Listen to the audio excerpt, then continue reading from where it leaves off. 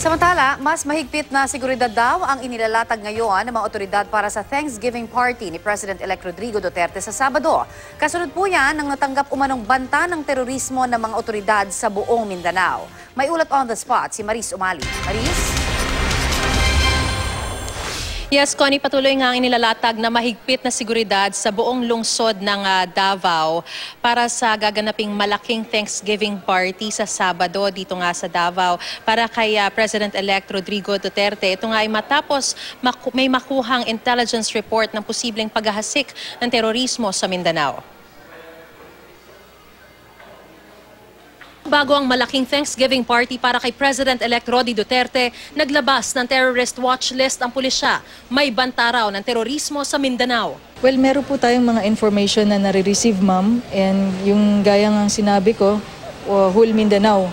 Pero ito, based on our intelligence monitoring din po ito, na kailangan nating ilabas for the public to know and be aware, baka nandito lang sa Davao City o meron bang mga kamag-anak na tinutuluyan sa itong grupong ito, merong gagawin na atrocities sa Mindanao.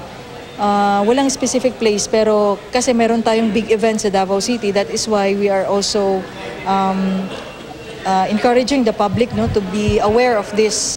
Mga miyembro raw ito ng Khilafah Islamiyah Movement na sangkot din umano sa pambobomba sa Cotabato at Cagayan de Oro City at pangingidnap sa Garden Island City of Samal. Nagsanay sila sa ilalim ng napatay na teroristang si Marwan. We have to also consider na they are dangerous personalities na dapat nating bantayan. Meron naman po kasing mga nagsasabi na they are linked or they are supporters of the ISIS Islamiyah movement or the ISIS movement, or meron ding mga nagsasabi na they are supporting the Jemaah Islamiyah. Kaya libo-libong tauhan mula sa iba't ibang ahensya ang ipakakalat sa Thanksgiving party, pati na rin sa iba't ibang hotel, bus terminal, airport, seaport, parke at iba pang public installations. Maglalagay din daw ng mga tarpaulin ng terror watch list na ito sa loob at labas ng Crocodile Park kung saan gaganapin ang Thanksgiving party, pati na rin sa iba't ibang matataong lugar. Pagamat sa ngayon ay bineberipika pa kung nakaabot na nga ang mga terorista sa Davao City, bahagi na rin daw ito ng proactive at preemptive measure para pigilan ang anumang banta ng terorismo. Wala pa rin daw dapat ipag-alala kahit sa Thanksgiving party na magkakaroon ng 4 na layer ng inspeksyon. Paalala sa publiko. Meron po tayong mga pinagbabawal, ma'am, lalong-lalo na yung pagdadala ng mga backpacks, mga canisters, mga deadly weapons and sharp objects. And of course, yung firearms. Connie, hanggang sa mga sandalingang ito ay binavalidate pa rin kung meron ng nakapasok na mga miyembro ng Khilafah Islamiyah Movement dito sa Davao City. Gayunpaman ay nakikiusap ang mga otoridad sa publiko na ipagbigay alam agad sa kanila yung impormasyon kung meron mga kahinahinala o kaduda-dudang bagay silang makita. At kung meron man silang mamukhaan kahit isa dun sa mga nasa terrorist watch list. Samantala mamaya ay nakatakdang magdaos ng press conference itong si Chief Superintendent Ronald Bato de la Rosa, yung incoming PNP Chief, para ipaliwanag din sa atin yung security situation dito sa Davao City. Balik sa iyo, Connie. Yes, Maris, nakapagbigay na ba rin ng statement ang kampo naman ni President-elect Duterte ukol dito sa sinasabing threat sa buong Mindanao? Alam mo, Connie, sa mga sandaling ito, wala pa silang binibigay na information or statement kaugnay dito sa possible threat na sinasabi nga ng posibleng paghahasik ng terrorism dito sa Mindanao. Ang bagay na iyan ay ipinauubaya nila sa pulisya, sa militar, at sila nga ang nagbibigay sa atin ng briefing kaugnay dito sa security situation. At kahapon, hindi rin naman nakapagbigay ng anumang impormasyon si Attorney Sal Panelo kaugnay sa bagay na ito, Connie. Maliban doon sa binigay sa atin ni Chief Inspector Driz na spokesperson naman ng Davao City Police Office. Connie? Maris, linawin lang natin, did it just coincided doon sa magaganap na victory party sa Sabado nitong si President-elect Digong? O meron na dati pa na talagang nakukuha sila o nakakalap ng mga impormasyon pero hindi lamang alam kung kailan at ngayon lang talaga more or less nagkaroon ng mas matunog kumbaga na mga impormasyong dumating sa pulisya? Meron na silang mga nakakalap na intelligence information na kaugnay nga dito sa possible threat na ito or terror threat na ito or atrocities na posibleng ihasik nitong grupo na ito, Connie.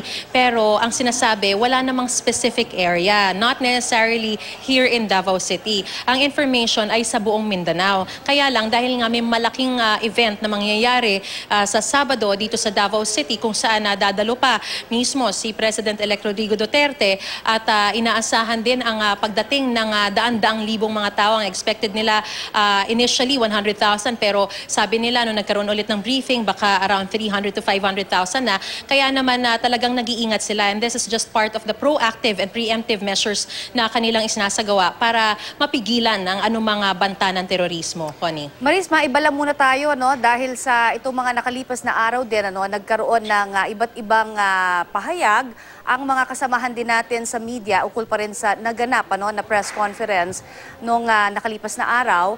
At isa sa mga napag-usapan ay yung naganap nga na pagsipol na tila marami ding nagsabi na bukod doon syempre doon sa parang very unlikely of a president, meron din mga nag-comment na iba pa about, of course, yung media killings. At ito dahil magkakasama sa media, gusto rin syempre malaman kung ano talaga yung naging sentimiento talaga ng ating mga kasamahan. Una doon sa media killings and then, of course, Maris, on your case naman doon sa sinasabing para bagang unbecoming of a president doon sa pagsipol sa'yo.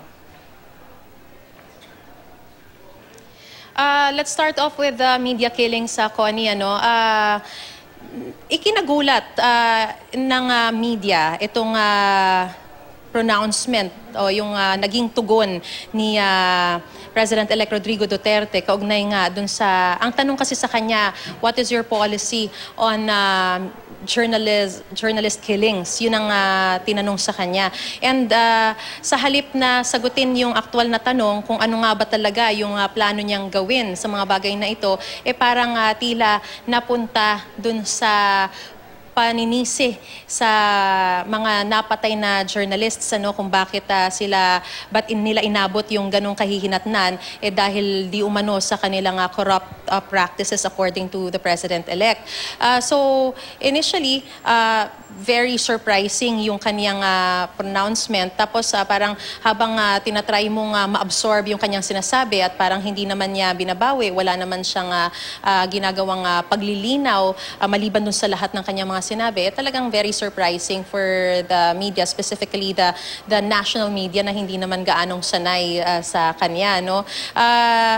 Of course, we yet have to listen to him again or to talk to him again para malaman kung meron ba siyang mga clarifications na isasagawa, meron ba siyang babaguhin, paninindigan ba niya ito, or will he have to apologize over it? Yan ang inaantabayanan natin, Connie. Pero kahapon, nagpa-press ko nitong si Attorney Sal Panelo at sinasabi nga niya na hindi naman yun intensyon ni President-elect Duterte. As a matter of fact, talagang protective siya of the media.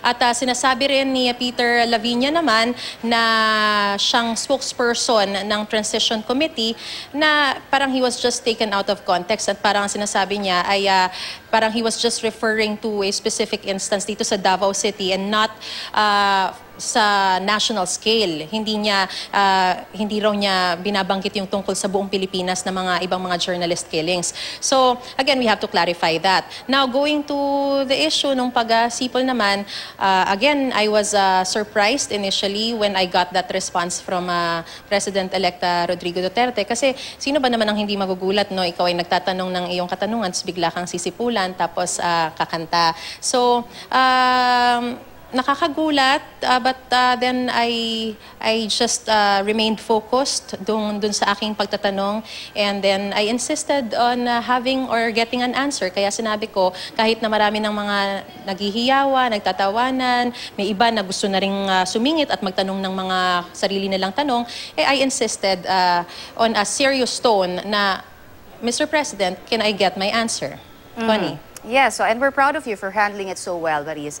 At syempre doon naman sa sinasabi nga, Maris, no, mabalik lang din tayo dahil of course yung ibang mga kasamahan din sa media, no, sinasabi nila that of course kailangan daw mag-public apology. And of course, you mentioned that a while ago na wala pa talagang official na pahayag. Gayunman, meron bang binabalak muli na press conference daw?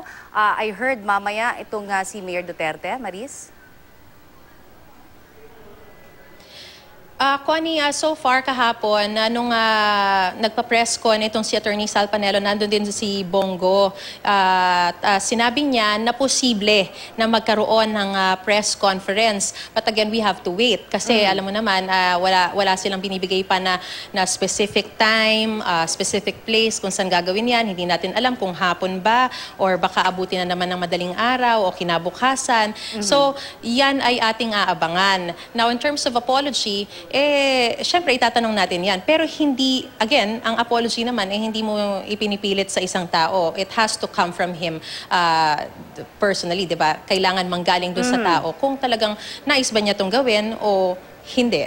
Connie. Let me just correct myself, kasi nabanggit ko Mayor Duterte. Nasanay lang po tayo, President-elect Duterte na. Alright, maraming salamat sa yung update na yan, Maris Umali.